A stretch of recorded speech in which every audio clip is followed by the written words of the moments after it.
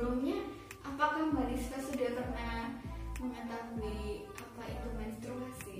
Belum pernah ya Mbak Nispa ya. Jadi menstruasi adalah proses keluarnya darah dari vagina yang alami yang terjadi karena siklus bulanan ya Mbak Nispa.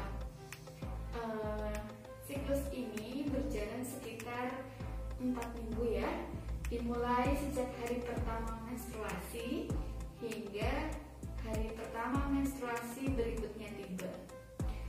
Kemudian siklus menstruasi pada seorang wanita ini diatur oleh berbagai hormon yang Mbak ya, baik yang dihasilkan oleh organ reproduksi itu sendiri maupun oleh kelenjar-kelenjar lain.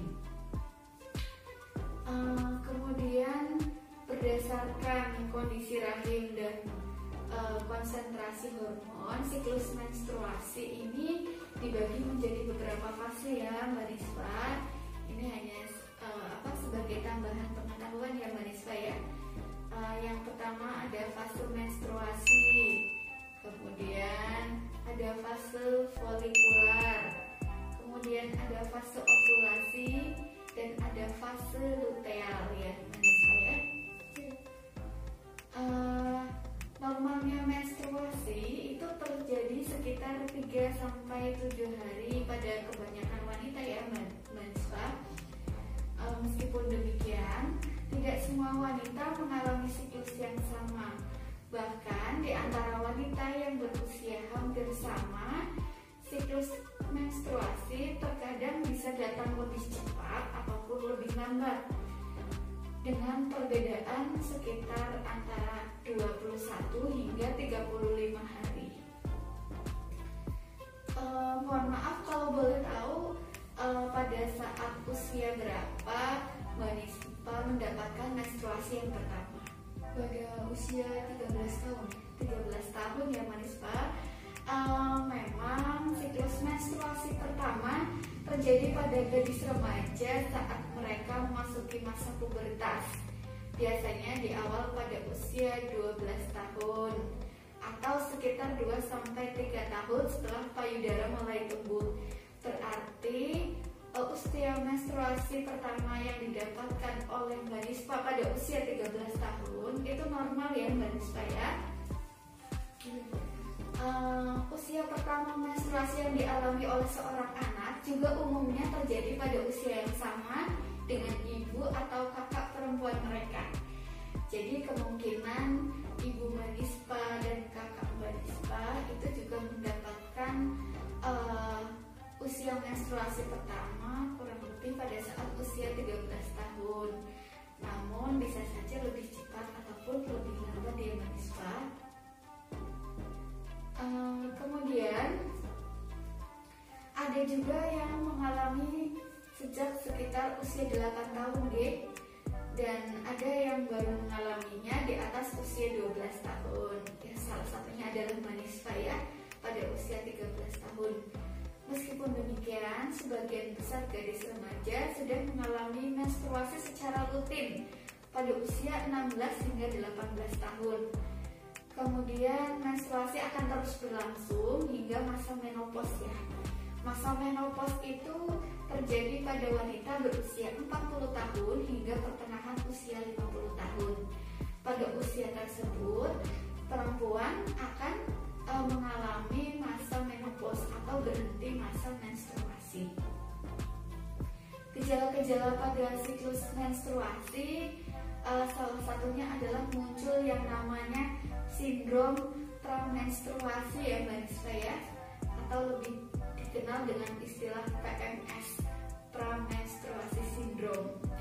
Dalam siklus menstruasi, perubahan kadar hormon dalam tubuh wanita itu pasti akan terjadi ya Mbak Nispa ya. Kemudian berubahnya jumlah hormon bisa mempengaruhi fisik maupun emosi yang dapat muncul beberapa hari sebelum menstruasi. Yang oleh karena itu lebih dikenal gejala-gejala yang timbul pada saat sebelum menstruasi kita sebut dengan premenstrual syndrome. Sejumlah perubahan fisik dan emosi yang biasanya muncul sebelum menstruasi antara lain yang pertama merasa kelelahan ya Mbak Nisfa. Biasanya Mbak Nisfa mengalaminya atau tidak sebelum menstruasi? Biasanya iya. Iya ya. Kemudian ada sakit kepala meskipun tidak semua perempuan yang akan mengalami menstruasi merasakannya ya Mbak Nisfa ya. Kemudian perutnya terasa kembung, payudaranya menjadi lebih sensitif, kemudian terjadi kenaikan berat badan, kemudian ada nyeri pada otot dan sendi, dan bisa juga ada yang mengalami diare atau konstipasi. Selain itu juga bisa muncul jerawat ya Mbak Nisfa ya. Sementara untuk perubahan emosi yang bisa terjadi pada saat wanita mengalami PMS adalah yang pertama biasanya sering uring-uringan ya Mbak Nisfa ya, yang suka marah-marah tanpa alasan gitu loh.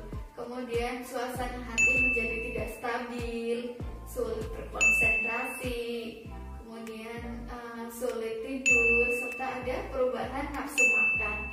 Itu merupakan perubahan emosi yang terjadi pada masa wanita mengalami PMS. Selain itu juga timbul kecemasan yang berlebihan, kemudian sampai ada yang turunnya rasa percaya diri, jadi merasa kurang pede pada saat mau mens, itu kayak rasa percaya dirinya itu sedikit menurun dari seperti biasanya.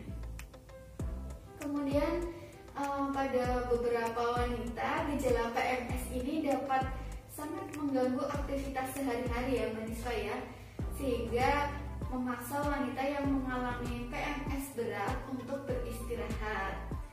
Akan tetapi terlepas dari seberapa parah gejala PMS yang diderita, gejala-gejala tersebut akan mereda setelah sekitar 4 hari Mbak Nisfa. Itu normal. Kemudian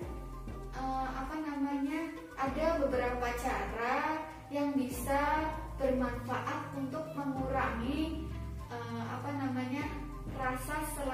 rasa nyeri selama menstruasi ya Mbak. Ketidaknyamanan selama menstruasi ya, seperti rasa nyeri, kemudian nyeri perut, kemudian kram perut ya Mbak Nisfa. Cara-cara yang bisa dilakukan yang pertama yaitu dengan menghangatkan perut, misalnya dengan kompres air hangat. Kemudian olahraga ringan seperti berjalan kaki di pagi hari atau bersepeda ya Mbak. Kemudian bisa juga dengan memijat perut bagian bawah. Kemudian meminum obat pereda rasa sakit. Kemudian melakukan teknik relaksasi, contohnya dengan yoga. Dan menghindari minuman yang mengandung kafein dan alkohol ya Mbak Nisfa ya. Untuk berikutnya ya Mbak Nisfa ya, gejala yang perlu diperhatikan sebagai tanda kelainan siklus menstruasi. Yang pertama, apabila terjadi lebih dari 7 hari. Apabila siklus yang dialami pada saat menstruasi lebih dari 7 hari, itu merupakan tanda adanya suatu kelainan ya Mbak Nisfa. Kemudian mengalami perdarahan deras yang menyebabkan perlunya mengganti pembalut tiap sampai 2 jam. Misalkan setiap 1 jam Mbak Nisfa sudah harus ganti pembalut karena sudah full. 1 jam sudah full lagi, 2 jam sudah full lagi, itu juga merupakan salah satu tandanya ada kelainan-kelainan pada saat menstruasi yang perlu konsultasi juga ke Bu Bidan ya Mbak Nisfa. Kemudian menstruasi terjadi lebih sering dalam kurun waktu 21 hari. Belum ada 21 hari dari hari pertama haid yang paling terakhir, Mbak Nisfa sudah mendapatkan haid lagi. Itu juga merupakan salah satu kelainan yang timbul pada saat menstruasi. Kemudian terjadi menstruasi kurang dari yang seharusnya dalam kurun waktu 45 hari. Dan mengalami perdarahan berat yang diikuti munculnya lebam atau perdarahan. Kelainan menstruasi pada wanita di usia awal menstruasi dapat diamati dari tanda-tanda seperti menstruasi belum terjadi pada kurun waktu 3 tahun setelah berkembangnya payudara. Itu juga merupakan kelainan dalam menstruasi ya Manispa, terutama pada wanita-wanita di usia awal menstruasi. Kemudian menstruasi belum terjadi pada usia 15 tahun, itu juga harus berkonsultasi ke bidan. Kemudian menstruasi belum terjadi pada usia 14 tahun, diikuti dengan tanda-tanda namanya tanda-tanda hirsutisme ya, Banispa ya. Kemudian ada juga permasalahan dalam menstruasi yang umum terjadi, dibagi dalam beberapa kategori ya Banispa. Ada namanya menorragia, kemudian ada namanya metrorragia, kemudian ada oligomenore, kemudian ada amenore, dan ada dysmenore atau dysminor yang kita kenal dengan dysminor. Menorragia itu sendiri adalah di mana volume darah yang keluar itu berlebihan ya Mbak saat menstruasi.